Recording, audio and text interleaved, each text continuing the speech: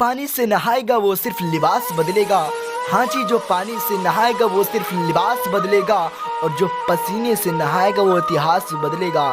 तो दोस्तों, आप लोग पसीने से नहाने के लिए तैयार हो जाएं और तबाही मचा दे बोर्ड एग्जाम में। हेलो दोस्तों, स्वागत है एक बार फिर से आपके अपने प्यारे यूट्यूब चैनल ज्ञानी गुरुकुल में। दोस्तों, इस वीडियो में हम क्लास 10वां का विज्ञान सब्जेक्ट का कंप्लीट सॉल्यूशन ऑब्जेक्टिव का कराने वाले हैं। तो दोस्तों, अगर आप हमारे चैनल पर नए होंगे तो चैनल को सब्सक्राइब कीजिएगा, बेल आइकन को प्रेस कीजिएगा। और हाँ दोस्तों, अभी तक अगर आपने किसी का भला नहीं किया है तो आज शेयर करके भला कर दीजिएगा, उसके बदले आपको पुण्य मिल सकता है। तो चलिए शुरू करते बिना किसी देरी के। देखिए, आपका पहला सवाल है, दाढ़ी बनाने में किस प्रकार के दर्पण का उपयोग किया जाता है। तो दोस्तों, आप लोगों ने पढ़ा होगा कि दाढ़ी बनाने के लिए अवतल दर्पण का प्रयोग किया जाता है, यानी ऑप्शन नंबर सी सही हो जाएगा। सवाल नंबर 2 देख लीजिए, गोलीय दर्पण में फोकस दूरी एवं वक्रता त्रिज्या के संबंध है, तो इसका ऑप्शन नंबर बी सही हो जाएगा, F बराबर R/2। आपका अगला सवाल यानी सवाल नंबर 3 देख लीजिए, प्रकाश के अपवर्तन की क्रिया में कौन सी भौतिक राशि अपरिवर्तित रहती है, तो इसका ऑप्शन नंबर 1 सही हो जाएगा, यानी आवर्ती। अगला सवाल यानी सवाल नंबर 4 देखिए, 1 मीटर फोकस दूरी वाले उत्तल लेंस की क्षमता होगी, तो ऑप्शन नंबर बी सही हो जाएगा, 1D यानी 1 डायोप्टर। आपका अगला सवाल है, 4D क्षमता वाले अवतल लेंस की फोकस दूरी क्या होगी, तो ऑप्शन नंबर बी सही हो जाएगा, यानी 25 सेंटीमीटर। अगला सवाल सवाल नंबर 6 देख लीजिए, वाहन के अग्र दीपों में किस दर्पण का उपयोग किया जाता है, तो ऑप्शन नंबर ये सही हो जाएगा, यानी अवतल दर्पण। वाहन के अग्र दीपों में किस दर्पण का उपयोग किया जाता है, अवतल दर्पण। देखते होंगे आपके वाहन के आगे शीशा में किस दर्पण का उपयोग किया जाता है, अवतल दर्पण का ही किया जाता है। आपका अगला सवाल सवाल नंबर 7 देख लीजिए, मानव नेत्र के जिस भाग पर किसी वस्तु का प्रतिबिंब बनता है वह है दृष्टिपटल। आपका अगला सवाल सवाल नंबर 8 देख लीजिए, सामान्य नेत्र का दूर बिंदु क्या होता है, तो अनंत होता है। वहीं पे अगर पूछता कि सामान्य नेत्र का निकट बिंदु क्या होता है, तो वहां आपका हो जाता 25 सेंटीमीटर। आपका अगला सवाल सवाल नंबर 9 देख लीजिए, नेत्र में जाने वाली प्रकाश की मात्रा का नियंत्रण कौन करता है, तो इसका ऑप्शन नंबर डी सही हो जाएगा, यानी पुतली करता है। नेत्र में जाने वाली प्रकाश की मात्रा का नियंत्रण पुतली करता है। आपका अगला सवाल सवाल नंबर 10 देखिए, मानव नेत्र में प्रतिबिंब की प्रकृति क्या होती है, तो मानव नेत्र में प्रतिबिंब की प्रकृति होती है उल्टा और वास्तविक होती है। आपका अगला सवाल सवाल नंबर 11 देख लीजिए, 1 किलोवाट घंटा निम्न में से किसकी इकाई है, तो 1 किलोवाट घंटा ऊर्जा का इकाई मात्रा 1 किलोवाट घंटा।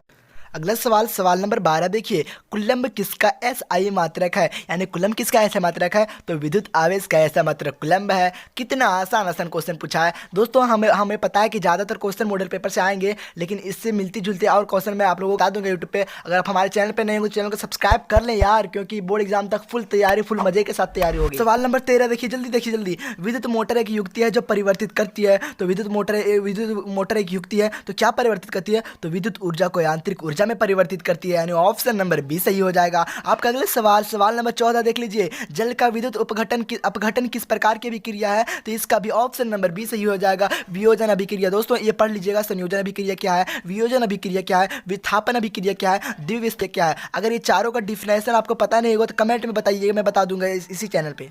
अगला सवाल देखिए, सवाल नंबर 15 देखिए, Cu+O+H2O यानी कॉपर ऑक्साइड प्लस हाइड्रोजन दिए हुए अभिक्रिया में किस पदार्थ का उपचयन हो रहा है, तो ऑप्शन नंबर डी सही हो जाएगा, यानी हाइड्रोजन का। अगला सवाल देख लीजिए, सवाल नंबर 16 देखिए, दिए गए चित्र में किस प्रकार की अभिक्रिया हो रही है, तो ऑप्शन नंबर सी हो जाएगा, विस्थापन अभिक्रिया। सवाल नंबर 17 देखिए, निम्नलिखित में से कौन प्राकृतिक सूचक का उदाहरण है, तो ऑप्शन नंबर सी हो जाएगा, लिटमस पत्र। सवाल नंबर 18 देख लीजिए, किसी विलयन का pH मान 10 है, लिखित में से क्या होगा। इसका दोस्तों आप कमेंट में कीजिएगा, क्योंकि यह बहुत आसान सवाल है, नहीं पता होगा तो बोलिएगा, बना दूंगा इस पे एक अच्छे से वीडियो कि क्षारक का मान क्या होता है, लवण का मान क्या होता है, उदासीन विलयन का मान क्या होता है, अम्ल क्या होता है। अगला सवाल देख लीजिए, 19 नंबर, दिया गया चित्र क्या सूचित करता है, ऑप्शन 1 है, हमें हमेशा हाथ साफ रखना चाहिए, हमें प्रयोगशाला में हाथ धोकर जाना चाहिए, हमें अम्ल से हाथ धोना चाहिए। ऑप्शन नंबर डी है, सादृ अम्ल तथा क्षार वाले बर्तन का चेतावनी चिन्ह है, सही है, ऑप्शन नंबर डी सही होगा, सादृ अम्ल तथा क्षार वाले बर्तन का चिन्ह चेतावनी चिन्ह। अगला सवाल देख लीजिए, इमली में कौन सा अम्ल पाया जाता है, तो ये दोस्तों आप जानते होंगे इमली में टार्ट्रिक अम्ल पाया जाता है। इसी तरह याद कर लीजिएगा, टमाटर में कौन सा अम्ल पाया जाता है, नींबू में कौन सा अम्ल पाया जाता है, ये सब याद कर लीजिएगा, क्योंकि यहाँ से क्वेश्चन पूछे जाएंगे। आपका अगला सवाल देख लीजिए, सवाल नंबर 21 देख लीजिए, कौन अधातु कमरे के ताप पर द्रव अवस्था में पाया जाता है। यहाँ देखिए कौन अधातु पूछ रहा है, तो यहाँ ऑप्शन ऑप्शन नंबर सी सही हो जाएगा ब्रोमीन। और वहीं पूछता कौन धातु कमरे के ताप पर दर अवस्था में पाया जाता है, तो वहां हो जाता पारा, लेकिन 21 का भी सही हो जाएगा ब्रोमीन यानी अगला सवाल सवाल नंबर 22 देख लीजिए। निम्नलिखित में से किस पदार्थ का उपयोग अग्निशामक बनाने में किया जाता है, तो इसका ऑप्शन नंबर बी सही हो जाएगा सोडियम हाइड्रोजन कार्बोनेट। अगला सवाल देखिए सवाल नंबर 23 देख लीजिए। आधुनिक आवर्त सारणी किस आधार पर बनी है, आधुनिक आवर्ती सारणी किस आधार पर बनी है, इसका यानी 23 का ऑप्शन नंबर 1 सही हो जाएगा यानी परमाणु संख्या। उसके बाद अगला सवाल देखिए। निम्नलिखित में से कौन धातु सबसे अधिक अभिक्रियाशील है,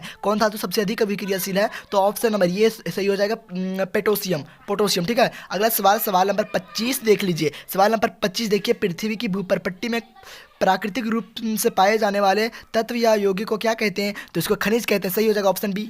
अगला सवाल देख लीजिए। सवाल नंबर 26 देखिए। प्रोपोनोल में कौन अभिक्रियाशील समूह मौजूद है, तो इसका ऑप्शन ये सही हो जाएगा एल्कोहल। आपका अगले सवाल सवाल नंबर 27 देखिए। प्रकाश संश्लेषण प्रक्रिया में निम्नांकित में क्या नहीं होता है, तो ऑप्शन नंबर सी देख लीजिए कार्बन डाइऑक्साइड का मुक्त होना। आपका अगले सवाल सवाल नंबर 28 देखिए। फ्लोएम से खाद्य पदार्थों का परिवहन पौधों में किस दिशा में होता है, तो इसका भी ऑप्शन नंबर सी हो जाएगा ऊपर और नीचे दोनों किया। अगला सवाल सवाल नंबर 29 देख लीजिए। वृक्क की रचनात्मक तथा क्रियात्मक इकाई को क्या कहते हैं, तो ऑप्शन नंबर बी सही हो जाएगा यानी वृक्क। ऑप्शन नंबर बी सही हो जाएगा वृक्क। ठीक है। नंबर 30 देखिए। फल को पकाने के लिए कौन सा हार्मोन उत्तरदायी है, तो ऑप्शन नंबर सी सही हो जाएगा यानी एथिलीन। आपका अगला सवाल सवाल नंबर 31 देख लीजिए। एस्ट्रोजन स्रावित होता है, तो एस्ट्रोजन स्रावित किस में होता है, तो ऑप्शन नंबर ये सही हो जाएगा अंडाशय द्वारा। आपका अगला सवाल सवाल नंबर 32 देख लीजिए। नर युग्मक और मादा युग्मक के संलयन को क्या कहते हैं, सवाल नंबर 32 का ऑप्शन नंबर बी सही हो जाएगा यानी निषेचन कहते हैं। दोस्तों अगर मैं किसी क्वेश्चन का आंसर गलत बता देता तो कमेंट सेक्शन में कमेंट करके बता दीजिएगा। आपके कमेंट को पिन कर दिया जाएगा और आपको धन्यवाद दिया जाएगा। अगला सवाल देख लीजिए। दिए गए चित्र में कौन सा जनन हो रहा है, सवाल नंबर 33 देखिए ध्यान से। दिए गए चित्र में कौन सा जनन हो रहा है, तो देखिए यहाँ हो रहा है मुकुलन। ऑप्शन नंबर ये सही हो जाएगा मुकुलन। ये सब चित्र पढ़ लीजिएगा क्योंकि ये सब चीज़ आपको 5 नंबर में दर्शाने के लिए भी आ सकते हैं। अगला सवाल देख लीजिए। सवाल नंबर 34 देखिए। पंछी और चमगादड़ के पंख है, तो इसका हो जाएगा असजात पंख। ठीक है। आपका अगला सवाल देखिए। सवाल नंबर 35। मेंडल अपने प्रयोग के लिए किस पौधों को चुना है, तो इसका ऑप्शन नंबर सी हो जाएगा मटर। मटर खाइए मटर। आपका अगला सवाल सवाल नंबर 36 देखिए। निम्नलिखित में से कौन उत्पाद है, उत्पादक है यानी उत्पादक कौन होगा, घास होगा। सवाल नंबर 37 देख लीजिए। किसी आहार श्रृंखला में शाकाहारी का निर्माण होता है, तो इसका ऑप्शन नंबर ये सही हो जाएगा प्रथम पोषी स्तर। दोस्तों अभी तक अगर आप हमारे चैनल को सब्सक्राइब नहीं, सब्सक्राइब कर लें। पूरा एग्जाम तक आपको फुल तैयारी चलेगी इसी चैनल पे। आपका अगला सवाल देख लीजिए। सवाल नंबर 28 देखिए। ओजोन परत के अपक्षय के जिम्मेदार हैं, ऑप्शन नंबर बी सही हो जाएगा CFC यानी क्लोरोफ्लोरोकार्बन। आपका अगला सवाल सवाल नंबर 39 देखिए। निम्नलिखित में से कौन जैव मात्रा ऊर्जा स्रोत का उदाहरण नहीं है, तो इसका ऑप्शन नंबर सी सही हो जाएगा नाभिकीय ऊर्जा। आपका अगला सवाल देख लिया और इस वीडियो का अंतिम सवाल। पवन ऊर्जा उत्पादन के लिए पवन की चाल न्यूनतम कितनी होनी चाहिए, तो इसका ऑप्शन नंबर ये सही हो जाएगा 15 किलोमीटर प्रति घंटा। दोस्तों इस वीडियो में हम आपको 40 क्वेश्चन बताएं। वीडियो अगर आपको अच्छी लगी हो तो लाइक कीजिएगा और अपने दोस्तों के पास शेयर कीजिएगा। और आपको कौन कौन सा सब्जेक्ट का वीडियो चाहिए कमेंट करके बता दीजिएगा। मिलते हैं अगली वीडियो में। वंदे मातरम।